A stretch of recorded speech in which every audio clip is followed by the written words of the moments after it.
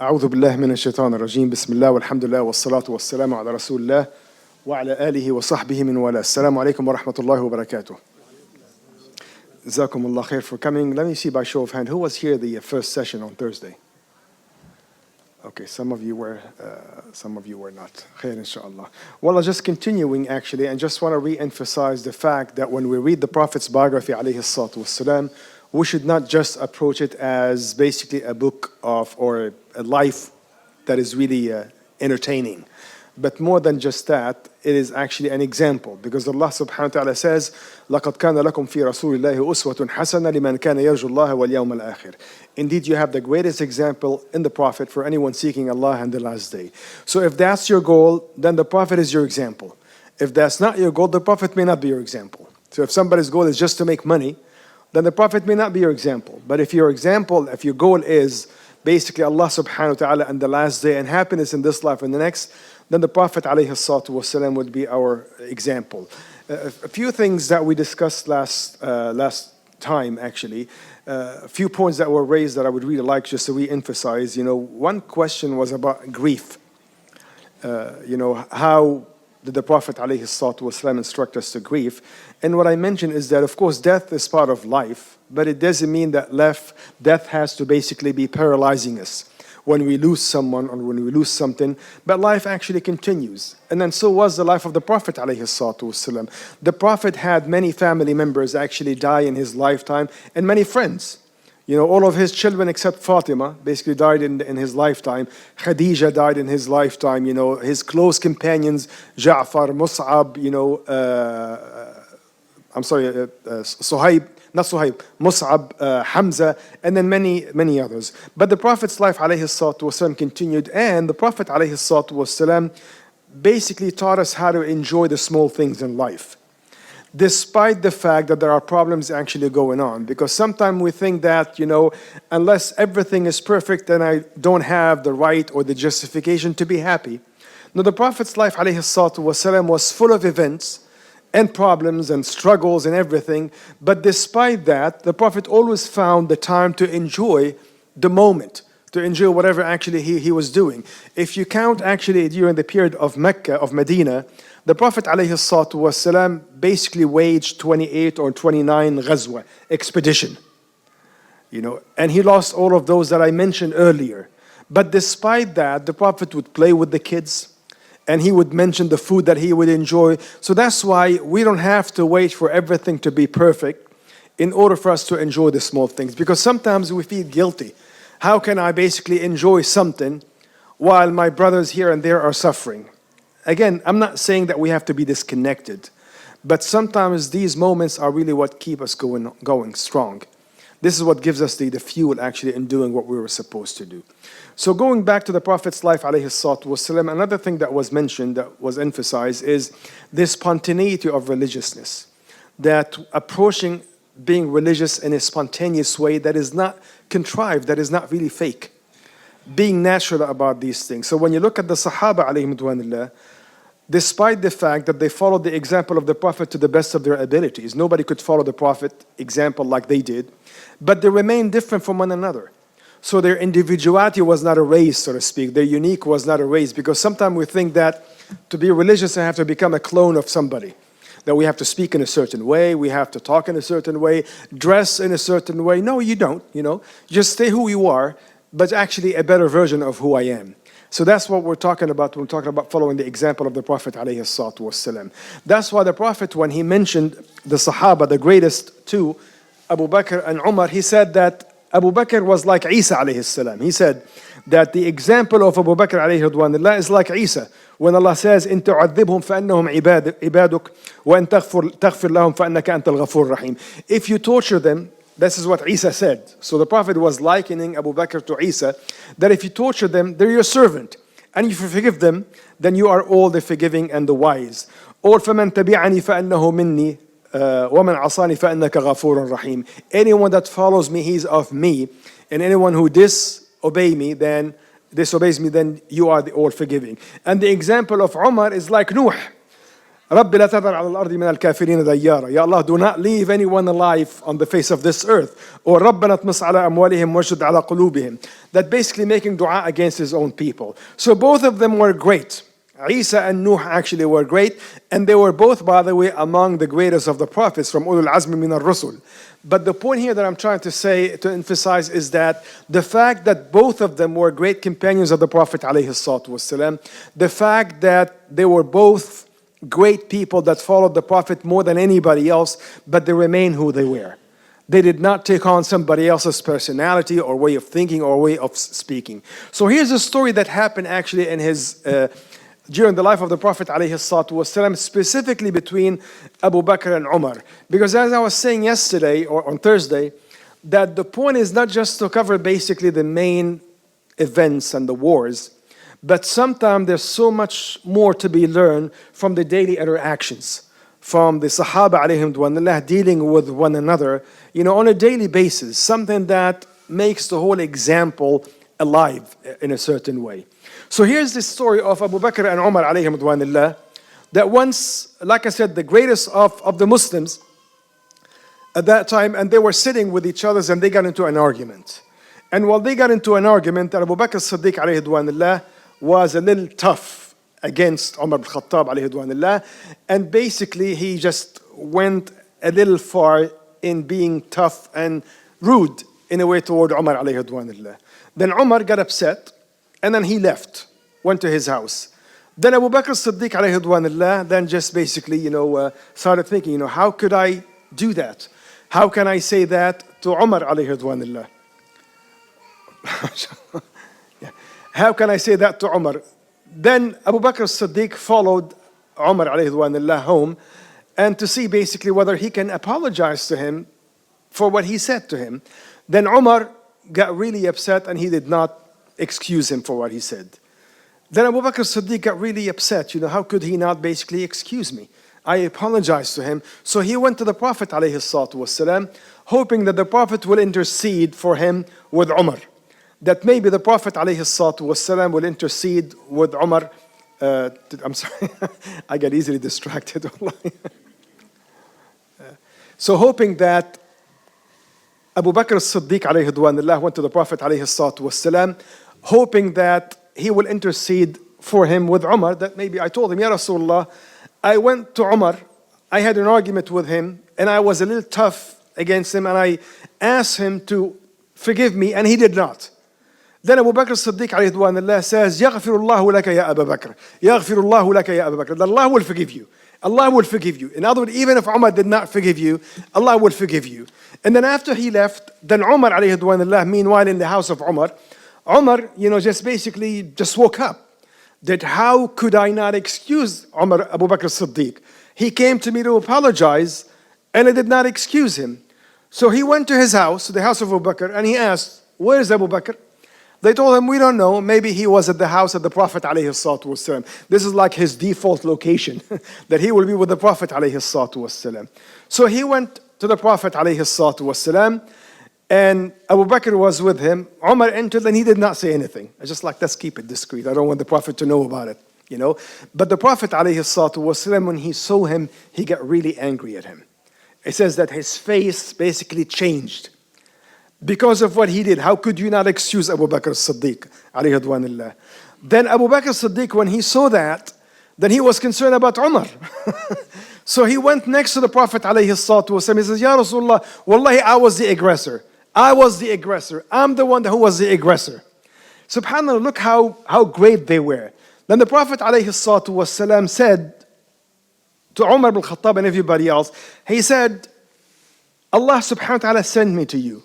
And you all question me and question basically my message, except Abu Bakr as-Siddiq alayhi duwanillah. فَهَلْ أَنْتُمْ تَارِكِي لِي صَاحِبِي? Why don't you leave me alone with my companion? Why don't you leave me alone with my companion? And he kept on repeating it. So this was the status of Abu Bakr as-Siddiq alayhi duwanillah with Umar. But the point here is that this whole story happened within like a couple of hours. So it's not something that just basically lingered and they kept on holding grudges against one another. This was the environment of Mecca alayhim duwanillah. So it was not an angelic environment, so to speak, in the sense that nobody will ever make a mistake, or they were perfect and there were no, they will make mistakes, but they will immediately actually correct the mistake.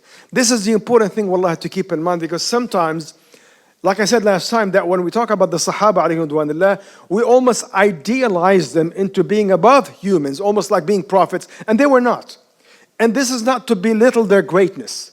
They were the greatest alayhim ridwanullah, and the point here is not to be perfect, but at least to work toward that as much as you can, and to keep on trying. You will make mistakes. Nobody's infallible except the Prophet alayhi salatu wasalam, but in the process trying to correct and trying to get better. Here's another story at the time of the Prophet alayhi salatu wasalam that shows you that basically nobody was in a way left behind. So everybody was included. You know, when it comes to his character, Anas ibn Malik said that whenever the Prophet is sitting with anybody, everyone will think that he's the most important person for the Prophet. Subhanallah, how could he do that? So he says every person in a certain gathering will think, this is me. The Prophet loves me more than he loves anybody else. That's why there's an instance about Amr ibn al-As alayhi ridwanullah, and he said that كان رسول الله يقبل علي بوجهه حتى إني لظننت أني أحب الناس إليه. That the Prophet used to give me special attention to the point that I thought I'm the most beloved person to him. So he asked him, Ya Rasulullah, who do you love the most? Pick me, you know. And the Prophet alayhi salatu wasalam said, Aisha. I said, well, then among the men. And the Prophet said, her father. Then whom? He says, then Umar. And he kept on listing. Amr ibn al-As, who narrated this hadith, he says, then he listed many names and my name still didn't show up. So I stopped. You know. Now this shows you something, that the Prophet ﷺ was not faking that feeling toward his companions. So he was honest about them. But he gave each person actually special attention. And here's a story that shows you that. Once, after one of the expeditions, they brought the Prophet ﷺ some clothes that came from somewhere. And the clothes of the people of Arabia used to be almost like monochromatic, you know, gray, brown, something like that, along that, shades of that, you know. Not much colors actually in there. But then the Prophet ﷺ, among what they brought him, was a nice, very colorful dress. Stood out. So the Prophet ﷺ looked at that and he says, who should we give this to? It's like this. Now, see, now when he said that, it's like almost an honor. Who's going to be basically receive that medal of honor? And the Prophet ﷺ said, where's Khalid?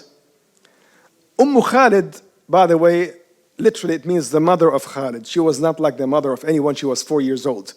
But that's how they used to call each other's, you know. She was 4 years old and her father actually was Khalid bin Sa'id. So where's Khalid? 4 years old, you know. And they said, well, with her father, with her parents. And he says, go and bring her to me. Now, the Prophet did not just send the dress, go and give it to her. But it's almost like there's it's a process, so to speak, to show basically how important she is herself. So the messenger of the Prophet ﷺ went to Khalid bin Sa'id. And he says, the Prophet wants to see your daughter.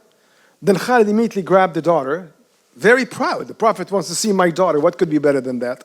And after the Prophet ﷺ, and the Prophet showed her the dress. Again, 4 years old, very infant, which shows you that the Prophet ﷺ knew everybody. So everybody actually, the Prophet was aware of everybody. Not just a little kid, you know, just don't worry about it. No, the Prophet knew about her. And he knew about her nickname. Her name actually was Emma, by the way. Her nickname was Khalid. So he knew her name and her nickname. And her origin, because she was born in Abyssinia. And the Prophet ﷺ used with her a language that was common in Abyssinia. So the Prophet ﷺ showed her that dress. Do you like it? Sana, which is the expression they use back in her home country, so to speak. Do you like it?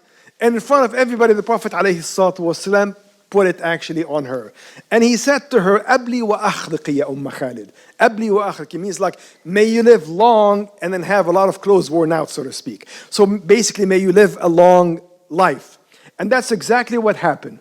She lived until she was actually in her 90s.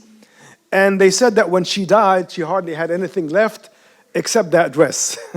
that she kept. Subhanallah, but it says, but the colors were already actually all faded, but she kept it as a blessing from the Prophet ﷺ. And of course, as a great memory for that. I mean, who would not keep such a thing? But the point here that I'm saying is that the Prophet ﷺ did not leave anybody out.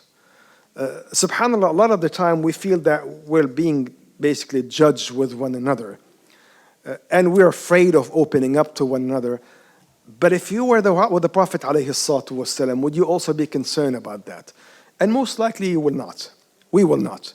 I mean, if the Prophet was among us, would you tell him basically your private matters, your private problems, without the fear of judgment? Most likely you would. Because you know that the Prophet ﷺ always accommodated people. He did not leave anybody out.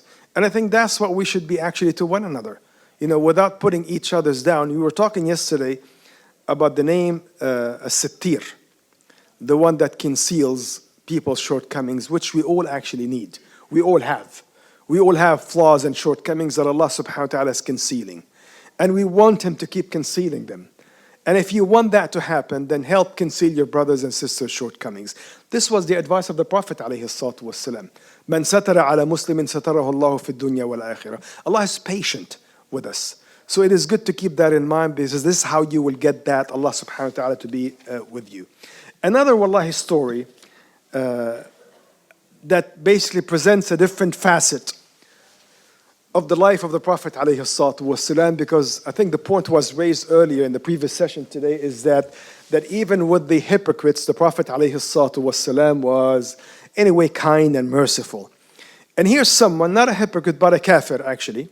His name was Thumama ibn Uthal. Thumama ibn Uthal was from Banu Hanifa. And basically, when he heard about the Prophet ﷺ, he said that if I meet the Prophet, I'm going to kill him. And the news spread around that he's going to kill Muhammad, he wants to kill Muhammad, until one day he fell captive in the hands of the Muslims. So they brought him to the masjid of the Prophet, to the masjid of Medina. Here's the person who wants to kill the Prophet Muhammad alayhi salatu wasalam. It became known that he wants to kill Muhammad alayhi salatu wasalam. So the Prophet alayhi salatu wasalam basically tied him in the masjid as a prisoner. Not like tied to the masjid, He could do whatever actually he needs to, but anyway, he is connected or tied to one of the pillars of the masjid, that is to say, one of the trunks of the palm trees in the masjid.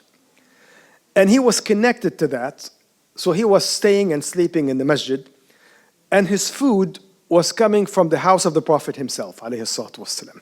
So in other words, he was feeding him from whatever he was eating himself.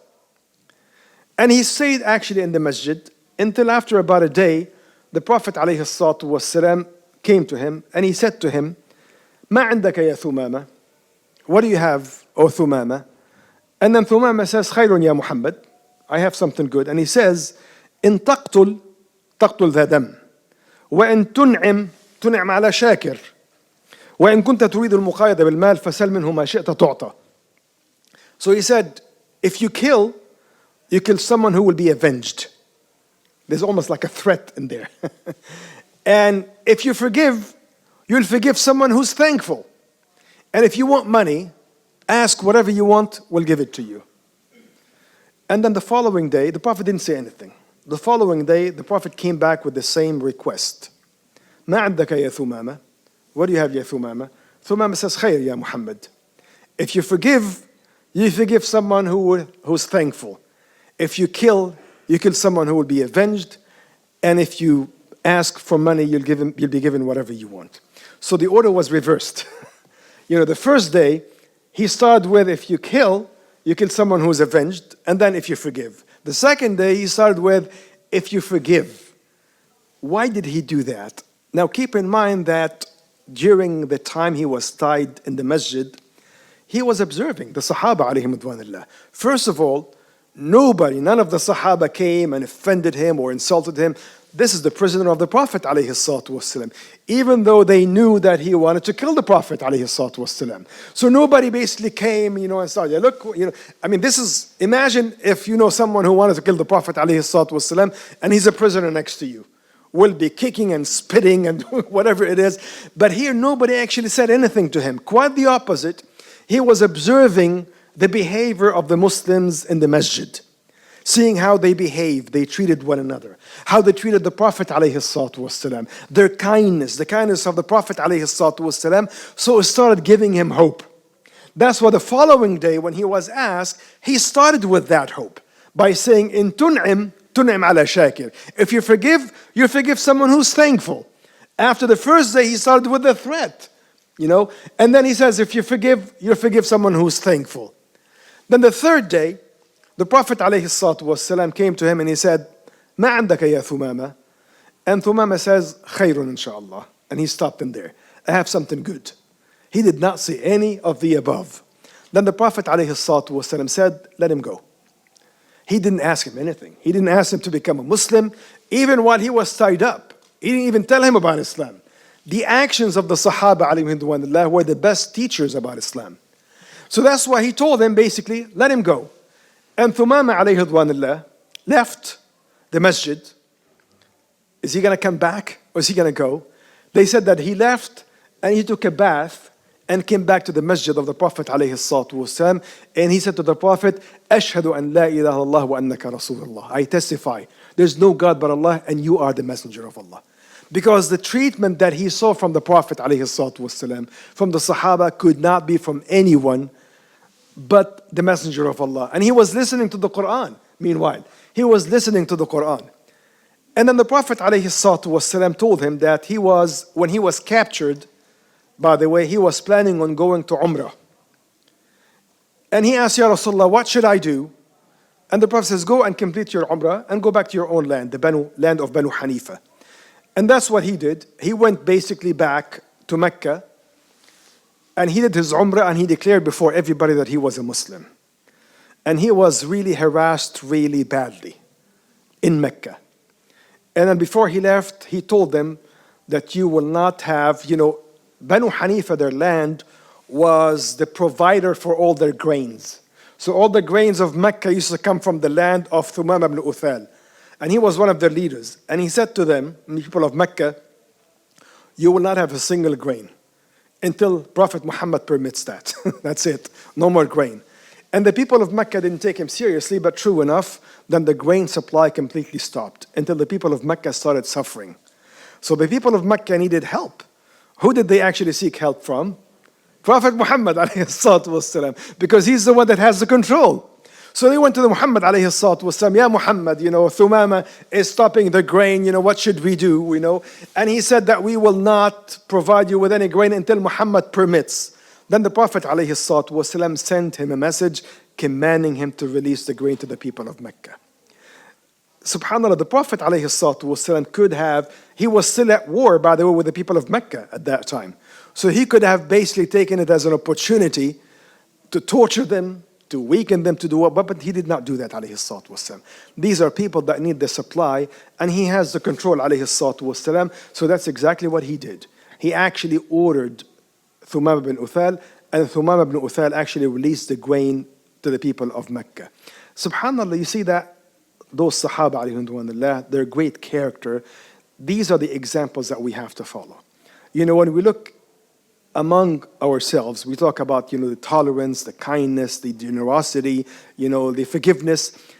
You'll find the best example among the Sahaba of the Prophet ﷺ, even if the specifics actually differ from one another. That's why this is the example that the Prophet said that my companions are like the stars. Whoever you follow them, you will be guided. Especially the close one to the Prophet ﷺ. And there are so many lessons to be learned about that, Just going back to something also, just this last story, inshallah, that was mentioned also in the previous session, that sometimes in a way we reduce people to their own flaws and shortcomings. Once Abu Dhar al-Ghifari alayhi ridwanillah passed by some people and he saw them basically insulting one of their own members, offending them, insulting them, beating him, Why are you doing that? They said, well, he's a sinner. He committed a certain sin. And he said to them, if that brother of yours fell basically in a pit. Wouldn't you help him? What do you do? They said, we'll help him out. And he says, and so is that companion of yours. So that companion of yours basically have fell into that pit, so to speak. So he needs help and support to get out. They said, well, should we at least then insult him if we can beat him? And he says, no, he's your brother in Islam. He's your brother in Islam. If he stops, then basically he will go back to where he was. But the point here is that he did not reduce that person to his own sins. And so were the Sahaba, and the Prophet was an example in that. There was a companion known as Abdullah. He was nicknamed Himar, you know. They called Abdullah al-Mulaqqab bi-Himar or Abdullah ibn Himar. This is how the names actually were, that he was nicknamed the donkey, so to speak, or the son of the donkey, Abdullah. Abdullah, you know, was an alcoholic. But he had a weird sense of humor, you know. And the Prophet used to like him. They said that once he brought the Prophet ﷺ a nice cloak, and he says, Ya Rasulullah, when I saw this in the market, I thought it was you. You just have to pay for it. Nothing is free. So he used to be punished for drinking, and he will go back to drinking. And then one day, the Prophet ﷺ was standing next to his companions, and one of them said, La'anahu Allah, may Allah curse him. How many times do we have to keep bringing him back before he learns his lesson? And the Prophet ﷺ got really upset. And he says, لا تسبوا أخاكم. Do not curse your brother. Do not help the shaitan against your brother. And he said, إِنَّهُ يُحِبُّ اللَّهَ وَرَسُولَهُ. He loves Allah and His Messenger. Which means that, yes, he has committed the sin, but he also loves Allah and His Messenger. I mean, how can you forget that and reduce him into his drinking problem? I'm not saying that drinking is okay. Of course, he was punished for drinking. But drinking does not define who he was.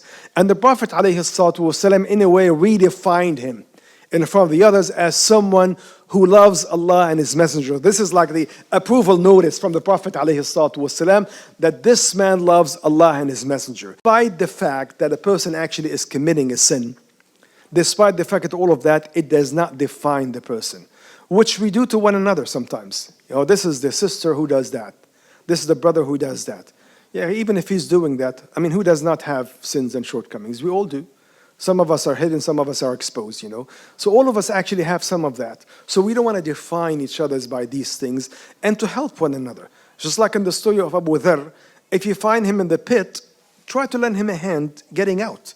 Instead of basically throwing dirt over him actually, or just ask him to stay there to accept whatever he is. He needs your help.